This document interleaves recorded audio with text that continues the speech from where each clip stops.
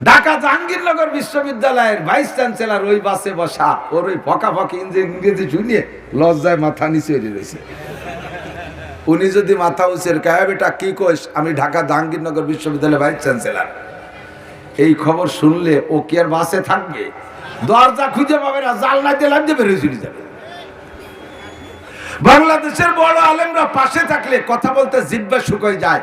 গোটা এশিয়া মহাদেশের ভিতরে সবচেয়ে বড় আলেম আল্লাহর রহমতে বাংলার জমিনে হযরত মাওলানা আব্দুল মালেক সাহেব হাফিজাহুল্লাহ। আপনি জানেন না, ছোট্ট একটা মানুষ স্যান্ডেল পায় দেয়, সামনে 2 ইঞ্চি বড়, পাশে 2 ইঞ্চি বড়, কোন সাজ নাই, গোস নাই, পাগড়ি নাই, পুগড়ি নাই, আমা নাই, কামা নাই, উপরে পায়ের পাগড়ির উপরে আবার টায়ার পেঁচায়, দেখছেন না ওই সৌদি আরবের টায়ার পেঁচায়, সে টায়ার মেয়ার কিছু নাই। ওনার ক্লাসে একদিন বসছি, আমাদের সমসাথী এক বয়সী আমরা, তবে এত বড় আলেম, যদি আল্লাহ উনারে আরো 500 বছর হায়াত দেয় আর আমারও 500 বছর হায়াত দেয়, উনি আমারে পড়াবে আর আমি পড়বো, তারপরও উনার এলেমের 100 ভাগের 1 ভাগ আমারে পড়াই সারতে পারবে না, আমি নিয়েও সারতে পারবো না, এত বড় আলেম। পাকিস্তানের চিফ জাস্টিস মুফতি তকি উসমানী দামাত বরকাতুহুল আলিয়া তাকে সার্টিফিকেট করেছেন, সার্টিফাই দিয়ে করেছেন, সারা এশিয়া মহাদেশের ভিতরে আব্দুল মালিক বড় আলেম।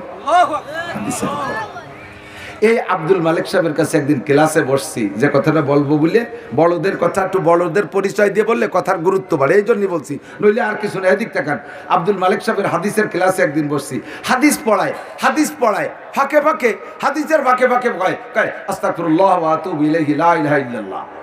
আবার হাদিস পড়ায়, আবার খানিক পরে কয় আস্তাগফিরুল্লাহ ওয়া আতুবু ইলাইহি লা ইলাহা ইল্লাল্লাহ। কেন কয়? আস্তাগফিরুল্লাহ পড়িয়া আমার এর আগের গুনাহগুলো আমি সাফ করে ফেললাম, আস্তাগফিরুল্লাহ পড়লে থাকে না গুনাহ সাফ।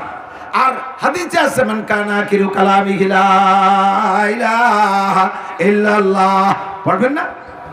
লা ইলাহা ইল্লাল্লাহ ফাদাখালাল জান্নাহ। যেই ব্যক্তির জীবনের শেষ কলেমা হবে লা ইলাহা ইল্লাল্লাহ, ওই লোকটা যেন জান্নাতে চলিয়াই গেল। এই জন্য হাদিস পড়ানোর ফাঁকে ফাঁকে ইস্তেগফার কইরা গুনাহ থেকে মুক্ত হয়ে যায়, আর লা ইলাহা ইল্লাল্লাহ পড়ে রেডি থাকে। আমার এখনই যদি মরণ হয় তাহলে লা ইলাহা ইল্লাল্লাহর পর মরণ হবে, আমার এখনই যদি মৃত্যু হয় আমার ইস্তেগফারের উপরে লা ইলাহা ইল্লাল্লাহর পর মরণ হবে। কাজেই 24 ঘন্টা রেডি থাকো। ব্যবসায়ী ভাই, ব্যবসা করো, বাণিজ্য করো, কাজের ফাঁকে ফাঁকে তুমি পড়ে নাও আস্তাগফিরুল্লাহ ওয়া আতুবু ইলাইহি লা ইলাহা ইল্লাল্লাহ। কৃষি খাত খামার যারা করেন, ধান কাটেন, পাট কাটেন, যাই করেন, মাঝে মাঝে একটু ইস্তেগফার কইরা তওবা পড়িয়া একটু কালেমা পড়ে রেডি থাকেন। ধান কাটার মধ্যে মরণ হতে পারে, পাট কাটার মধ্যে মরণ হইতে পারে, ব্যবসার মধ্যে থাকা অবস্থায় মরণ হইতে পারে। জোরে বলেন পারে কি পারে না? আমার মা বোনরা যে কাজ করো, ফাঁকে ফাঁকে আস্তাগফিরুল্লাহ ওয়া আতুবু ইলাইহি তওবা করে ইস্তেগফার করে কলেমা পড়ে রেডি থাকবা। কাজে আমার ঘুমের সময় দোয়া হবে আল্লাহুম্মা বিসমিকা আমুতু ওয়া আহইয়া। অন্তর থেকে তওবা কইরা, খালেস তওবা করে ওই দুরূদ শরীফ যদি 3 বার পড়েন, রেগুলার 40 দিন পড়েন, এর ভিতরে আল্লাহর নবীকে আপনি দেখতে পারবেন। বক্তারাই দুরূদ শরীফ পড়তে যায়, বাংটারি কয় আল্লাহ। আপনারা কি করেন তা জানি না, আমি আমার বিভিন্ন এলাকায় শুনছি দুরূদ পড়ে। আমি এই জায়গা দুরূদে ইব্রাহিমী ভর্তি করেছি, তা কেউ বলছে কেউ পড়ি নেই। দুরূদের পরে যদি জিলাপি থাকতো তাহলে দুরূদে জোর হতো, আর দুরূদ আলাদা লাইনে চলে যেত। এই যে দুরূদ পড়েন, সে দুরূদ কি পড়েন? আল্লাহর গজব পড়বে মাথার পর।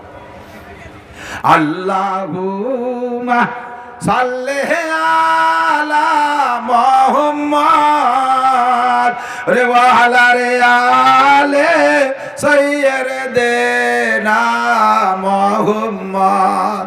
সুপার স্যান্ডেল দিয়ে পড়ে কুচ কষায় ফেলা যাবে। এতে আমালি কোন জায়গা? পুরো হাদিসের ভিতরে এই দুরূদের অস্তিত্ব কোথাও নাই। জিকির করে বক্তারা স্টেজে বসে জিকির ভাগ করে ফেলে। বক্তা কয় লা ইলাহা, শ্রোতারা কয় ইল্লাল্লাহ। ভালো করে মনে রাখবেন, বক্তা ভাই যারা মাঠে বয়ান করেন স্মরণ রাখবেন, হাদিসে আছে আল্লাহর নবী বলেন যেই ব্যক্তির জীবনের শেষ কলেমা হবে লা ইলাহা ইল্লাল্লাহ, ওই ওই লোকটা জান্নাতে যাবে। কিন্তু আপনি বলছেন লা ইলাহা, বারবার কান জোরে কও লা ইলাহা, আবার কয় জোরে কও লা ইলাহা ইল্লাল্লাহ, মোটে কয় না। ও দোস্তরে, আপনি যদি ইল্লাল্লাহ বলার আগে মারা যান, আপনি আল্লাহকে অস্বীকার করে কাফের হয়ে মরলেন। লা ইলাহার মানে হলো কোনো ইলাহ নাই, তার মানে আল্লাহও নাই। যখন বলবেন ইল্লাল্লাহ, সমস্ত দেবদেবী বাদ যাবে, থাকবে শুধু আল্লাহ। কাজেই কলেমার জিকির করার সময় লা ইলাহা বলার পরে সবাই ইল্লাল্লাহ বলার জন্য ব্যস্ত হয়ে যাবেন।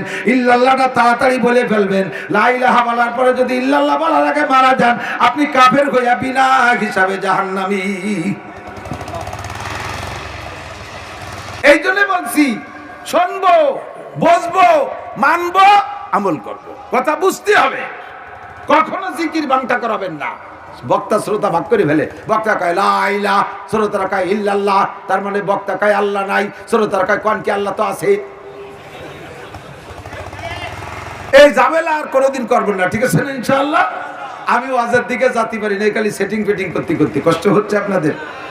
আমার খুব কষ্ট, দিন ভরে রাত ভরে দৌড়ি। ভাইয়াম্বিল হাসবা, ভাইয়াম্বিল লুকাই কি অবিলু যাইবে ইয়ামান, ভাইয়াম্বিল খুলাইসা। আজকে জিনেদা, কালকে আবার সাতক্ষীরা, কি বলা হয় ভুলা, তারপরের দিন সাতক্ষীরা, এরপরের দিন আবার নড়াইল, এরপরের দিন টেকনাফ, তারপরের দিন কক্সবাজার। এই চেল্লা বেল্লা দড়ি ঠেলায় স্বাস্থ্য শরীর একেবারে শেষ হয়ে গেছে।